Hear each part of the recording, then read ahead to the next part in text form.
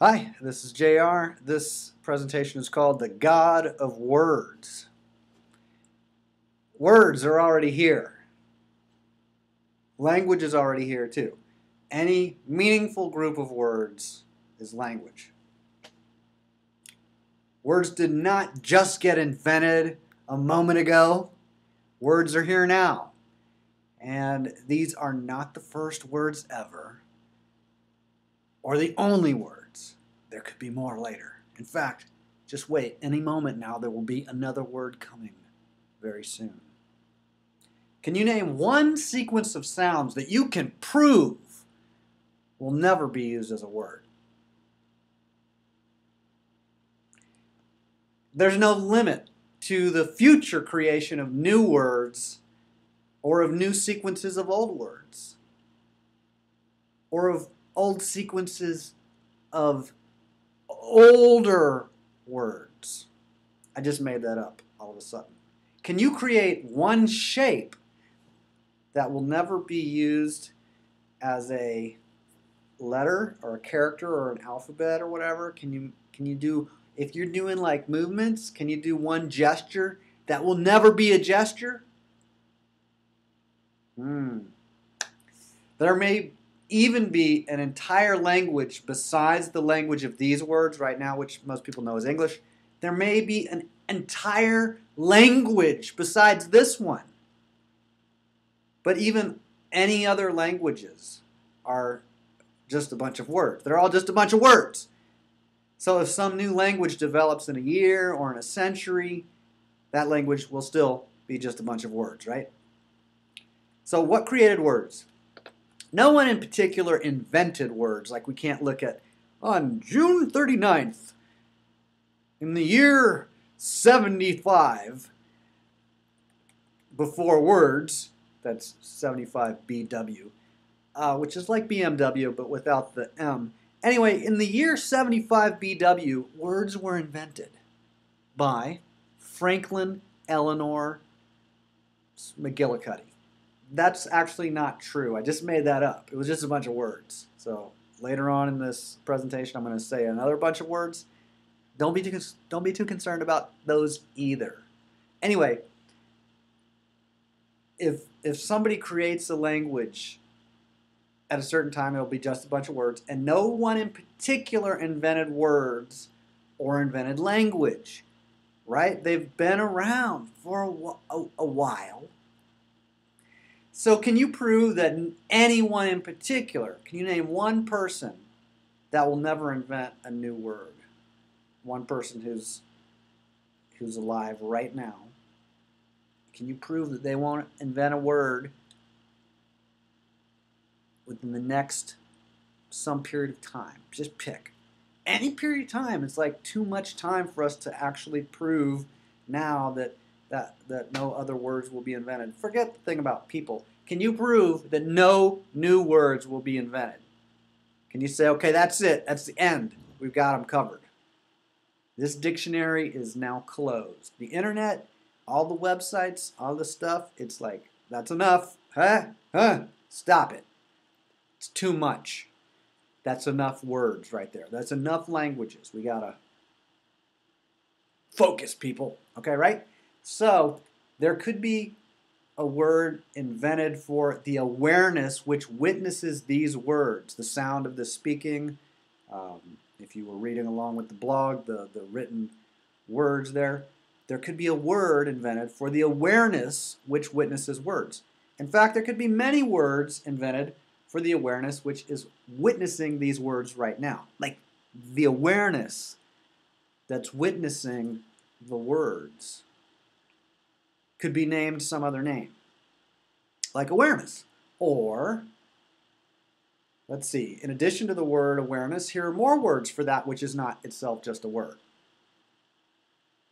Life, Holy One, Tao, God, Allah, Yahweh, Ahura Mazda, intelligence, yoga, divinity, Brahman, consciousness, spirit, I, as in I am that I am, or more precisely, I am that which is.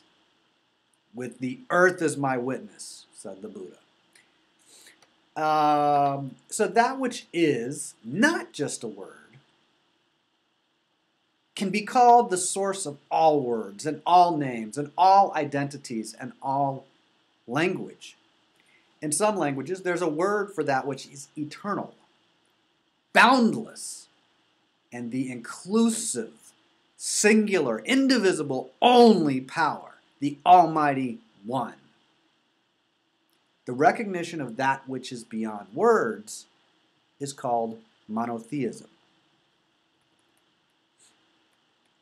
Of course, the word monotheism can be misunderstood. It can be used in a variety of ways, perhaps even ways that are logically conflicting with each other, with the different other ways it can be used. But there are also many ways to use the word right. Turn right, right spelling, right a word, legal right, right? There's many ways to use the word right. Rite of passage. There are also many ways to use the word monotheism. People may argue about the word and the different uses of the word. That's just arguing. That's not monotheism. That's arguing about monotheism. So this is not an argument with anyone. This is a presentation of the word monotheism as being a linguistic symbol, a code for the direct experiential recognition of that which is beyond words. If there's curiosity about whether this definition of monotheism is consistent with experience, then the curiosity may lead to exploration, introspection, and direct recognition. Monotheism is not a belief or a theory. Monotheism is a model in language or a faith. How many monotheisms are there? That's an absurd question. Monotheism is inclusive. The only one. The monotheistic traditions are all monotheistic. And they're all monotheism. Whether we call them in different languages, Taoism, Islam, Baha'i, Christianity, Zoroastrianism, Hinduism, or anything else. Having 101 names of God or gods, or 101 qualities of God or gods, or 101 stories about God or gods, that's all incidental. When there is the direct experiential recognition of monotheism, that there's only one reality. There's no other reality but reality. When there's that direct experiential recognition of monotheism as a matter of faith, that would be called the experience of nirvana, or the experience of heaven, or the experience of God, or the experience of monotheism. There's no threat in monotheism, in actual faithful monotheism. There's no threat in there being multiple languages referencing monotheism or God, or multiple parables, or multiple prophets, or multiple congregations, or multiple buildings. Like, how many people are threatened by multiple buildings of a particular denomination? Is it okay to have multiple buildings in multiple cities? Well, if it's a real monotheism, if there's actual recognition of monotheism, how could there be a concern with other linguistic references to monotheism in different languages?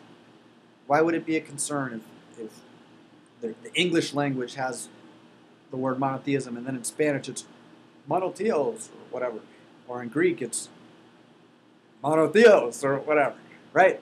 I don't know Greek and Spanish too well, by the way, at all. So, but there's nobody's going to be nobody really gets it is going to be threatened by different buildings. It's like, are you threatened by there being different rooms in your house? No, the house is the inclusive unity, and it has a bunch of rooms. Monotheism includes all the buildings, all the traditions, all the languages. It's inclusive, like the word Catholic originally meant. I'm not sure how, I don't even know that I want to go into that, but somebody can research the Latin roots of the word Catholic and find, look, Catholic's monotheistic. Even if it's, originally a pagan Roman thing preceding 300 AD or whenever it was that Roman Catholicism started. That's all right. The Hebrew tradition and all the traditions before the Hebrew tradition that were monotheistic were all monotheistic. All the monotheistic traditions are monotheism. There's no issue about, oh, is Abraham the first monotheistic or uh, Muhammad or whatever. Anybody who gets what monotheism is as a direct experience wouldn't have any issue with there being multiple languages, multiple prophets, multiple traditions, multiple rituals. That's not an issue. All of the rituals lead to a direct experience of monotheism, of the unity of divinity, the reality that there's only one reality and there's nothing else outside of reality. There's only reality. There's no other reality but reality. So anti-sectarian monotheism is a paradox. It's the idea that a monotheist would be against some particular sect as not really monotheistic or not, and a ladder that can lead someone as a pathway towards monotheism. The I am the way is about monotheism. It's not about the English words I am the way as a contrast to the Greek words or the Latin words, or if somebody said it 4,000 years ago or 40 years ago, it's the same thing. It's monotheism. Okay, so anti-sectarian monotheism is a paradox. Any true monotheist has no concern for sectarian cultural variations, no concern for multiple buildings or, oh my God, there's multiple rooms in my house. It's like, that's hysteria. It's complete nonsense. It's confusion. It's kind of sad. It's not. I don't mean to make light of it. It's something we can have compassion for. However, it's complete nonsense. So, a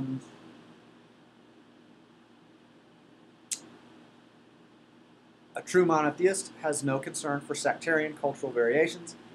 In other words, anyone who recognizes the unity of God in every form of God is no respecter of persons and has no concern for sectarian variations or linguistic variations or different forms of ritual. Anybody who's focusing on the right forms of ritual, that's a person focusing on the letter, not the spirit. That's normal, but it's also not focusing on the spirit. It's neglecting the spirit. So those who recognize the spirit do not emphasize the letter. Further, an emphasis on the letter is a negligence of the spiritual, but that is a normal developmental stage, natural, normal, innocent mistake, perhaps even required. Does God fear words?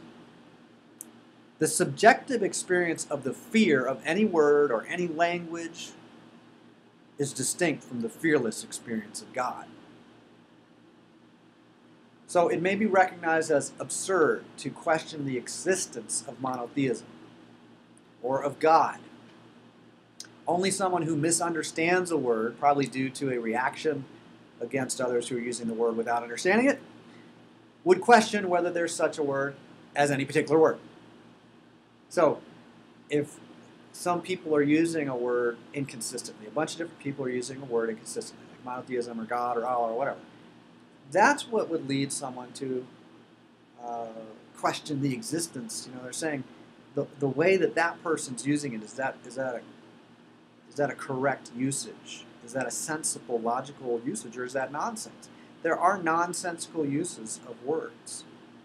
That doesn't mean the words don't exist. That doesn't mean there aren't sensible uses of the word, any particular word. So, does the word "the" exist? Does the word "absurd" exist? Is there a word for that which is beyond words? Is there a word for that which is beyond words? Is there a word for the no thing, or non-thing, or the unborn, or the void, or the spirit, the spiritual, the Tao, the divine, divinity,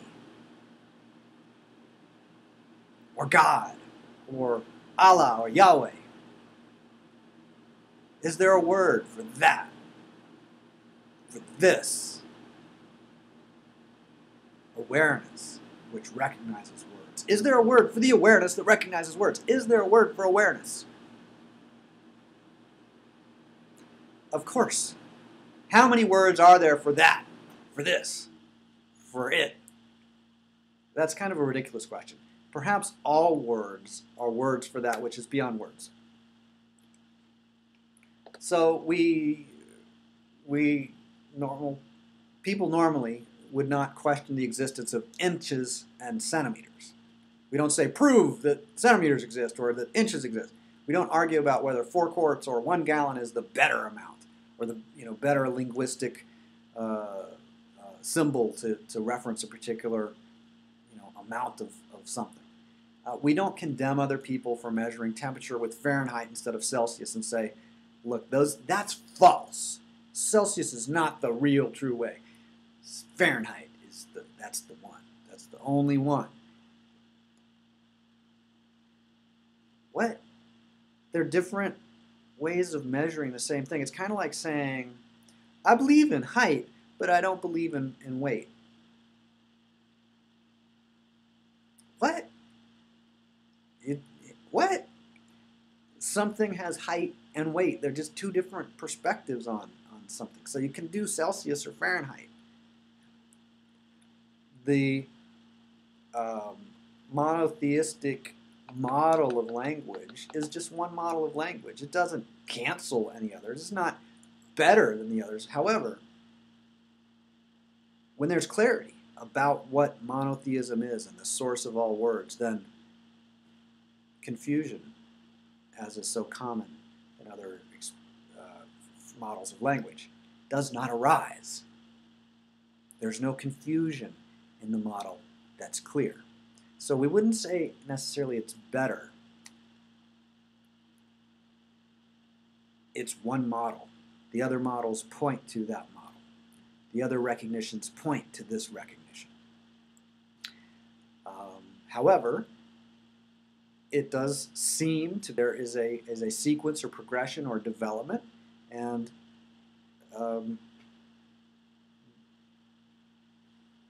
one has to explore language to get clear about what language is. So it's not improper to be confused about language. It's not better to be clear about what language is. It's being clear about what language is, to be clear about what language is. It's completely different than the whole orientation of better and worse. That's not part of the unity model. The monotheistic model isn't this one better than that one, because there's only one. We could call it Advaita if we were to use a Sanskrit term. There are many names, but there's only one happening. There's only what is. It's a inclusive what is. Now, and then we can say what's happening on this side of the room and what's happening on that side of the room.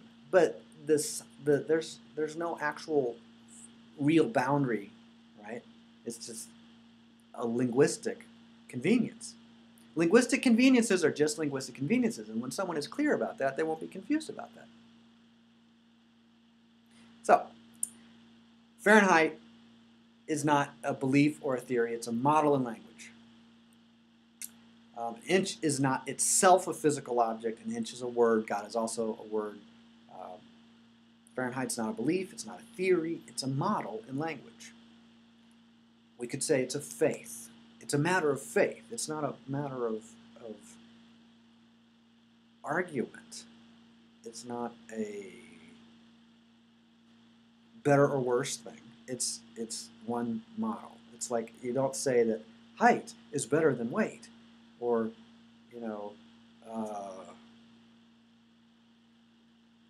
the vertical dimension is better than the horizontal dimension. That's nonsense. They're just different dimensions. So monotheism can be called a belief or a theory, but that's not how I'm using the word. I'm calling it a model in language, as in a matter of faith.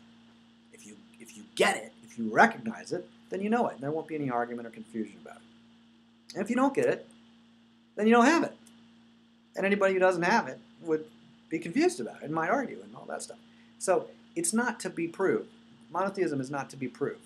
It's not like I'm going to say, okay, here's the 3 things that prove monotheism. If you recognize that language doesn't isolate the front of my hand from the back of my hand, We just have language for the front and the back, but there's no actual isolation except in language. Isolation only exists in language. There's a fundamental unity. It's called God. We call it reality. We call it Allah. We call it Ahura Mazda, whatever. It's a fundamental unity. Language doesn't cancel the fundamental unity. Language just isolates aspects of the fundamental unity, isolates them in language, distinguishes them in language. That's all isolate means. So monotheism isn't a theory to be proved. It's a tool to be used. It's a distinction in language. Notice if there is a distinctly new experience that is available through an exploration of the model in language of an almighty, omnipresent, eternal something that is beyond words and even is the source of all words, of language, of that, of what in the Greek language is called logos. That's language, speaking, words. The word is how a lot of people who don't understand monotheism translated it into this Christian Bible thing, but forgive them, they know not what they do. You can use those pointers to get to the recognition pointed at. Some pointers are more precise than others, kind of like some pencils are more sharp than others. It's just, some pointers are more precise than others. So, someone who knows monotheism as a direct experience doesn't need to refer a lot to translations and scriptures and so forth. The scriptures of Judaism or Islam or Hinduism or Taoism are all entirely consistent on the essential points. So in the beginning, the Logos was already here with that which is beyond words. The Logos was a branch of that which is beyond words, an aspect of it. The Logos was within that which is beyond words. The Logos was a form of that which is beyond words, a creation of it, a facet of it. That is we could say, a paraphrasing of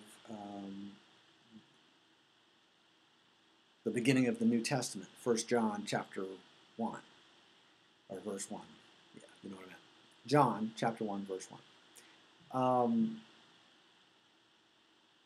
It's not an important thing to say. For somebody who gets it, that's a natural thing for them to say, but it's not important, the particular wording. Anybody who thinks the particular wording is important is missing the spirit of the whole point. So, what I said at the very beginning, words are here already. Language is already here. That's also a paraphrasing of 1 John, or John 1:1.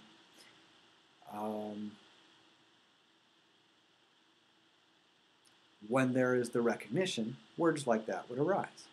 And somebody who's trying to translate it or comment on it that doesn't have that recognition directly, well, then there's going to be varying degrees of potential confusion and misunderstanding and misinterpretation and so on.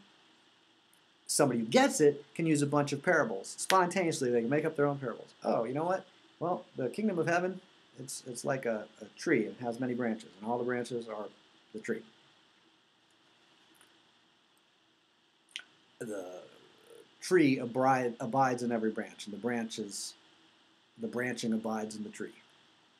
God abides in the individual form created by God, and the individual form created by God abides in God. There's nothing to do to attain that. That's just a recognition. It's a way of speaking. It's a matter of faith. So there's only one reality, and there's no other reality or power but reality. That's called monotheism. That is the first commandment. When I say the first commandment, we could say of the Hebrew, Christian, and Islamic and Baha'i traditions, or whatever other traditions. But basically, that's the first commandment of, if you look at Taoism or in Hinduism or any other, Zoroastrianism, I haven't researched that much, but there's only one reality, and there's no other reality but reality. There's no other power but reality. That's monotheism. You can phrase it in Chinese or in Sanskrit or in Arabic. It's the same idea. the same Spirit. There's only one reality, and there's no other reality or power but reality. That's the first commandment. There are many names for the many forms, or facets, or branches, or aspects of that one reality, which may be labeled God. So the one reality may be labeled God, or Allah, or Mazda, or Tao, or whatever. And there are many forms, or facets, or branches of that one reality. That's the second. The first commandment, there's only one reality, and there's no other reality but reality. The second commandment, there are many names for reality. Respect every aspect of reality. Respect every name, respect every form, respect every process within reality. It's not actually, if one looks at the original Hebrew and even older references or newer references, any of the references of monotheism, all perceptions are expressions of the only one reality. And as a matter of faith, this either is recognized or not. There will either be argument and confusion and divisiveness about this kind of speaking, or there will be clarity. Calmness, lightness, a sense of humor, spontaneity, freedom, joy, the fruits of the Spirit. So the so-called worshippers of divisiveness may cultivate the experience of divisiveness. Because what you focus on, you experience. So the so-called worshippers of divisiveness may cultivate the experience of divisiveness. But even then, they only act as the instruments of the only power. For they are innocent of having any power independent of reality itself. There is no power independent of reality itself. So there's no isolation from reality itself. There's no reconnecting to reality or returning to reality. From where? Where are you going to return from to get to reality? We're not in hell getting to heaven. Unless we believe we are. We're not outside of reality returning to reality, though. That's silly. That's nonsense. The idea of hell actually is a reference to the ignorance of the presence of monotheism. An ignorance of the presence of the unity of reality. That's hell. It's a word for the experience of hell. And there is a variation in experience. But the reality of reality is that there's only reality. And hell is one form of reality. Heaven is the recognition of reality as reality. Hell is, I don't know if ignorance is the best word. I don't know if ignorance is the best word. I'm confused about whether confusion is the right word for hell. So, there's only reality, and that's all there ever has been or ever will be. The reality of words and language is not outside of reality, but an aspect of reality. The reality of words is an aspect of reality, is reality, and the reality of language is an aspect of reality. Reality is not threatened with extinction. It can't be ended. It can't be saved or restored or prevented. Reality is essential. God is essential. Can't be threatened or restored or prevented or saved or reconnected to. You can't reconnect the bark to the tree when it's already on the tree. Reality is all there is. There's no other reality but reality. Every name is a name of reality. That's monotheism. The fact that in a story we can talk about, then Jesus said to Judas, blah, blah, blah, blah, blah. And then the Pharisee said this. And then the tax collector said, God have mercy on me, I'm a sinner. And then Jesus said, da da da da da. And then da da da da da. And then da da da da da da da said da da da da da. Every name is just a name of reality. I am that which is. I am. Before Abraham was. Before Jesus was. I am. Before Adam was, I am. Before I was, I am. Reality is. That which is, is. And which aspect of reality is not reality? Which creation of reality is not reality?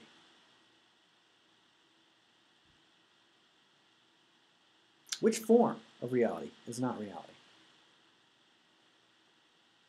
Which language is not a real language? Which language is not reality? Which word is not reality? Can you name one word that's not a word? A real word? Can you name one word that's not a reality in language? Of language. Language has been around a long time. But it can end anytime soon, so before it's too late, you'll be sure to share this video if you found it entertaining and insightful. That's the sign language for insightful. You push on your cheek right there. I just made that up, but most of you don't know sign language, so it's cool. Hope you enjoyed it. Share it if you liked it. The God of words. Monotheism does not exist, and never will, and never has. And don't worry about it if people argue about it, or pretend that it isn't what it is. Reality's here. It's always been here. It'll always be here. Words are here. They've always been here. More or less. Close enough. In the beginning, there were words, and words were with reality. Words were reality. And words were from reality.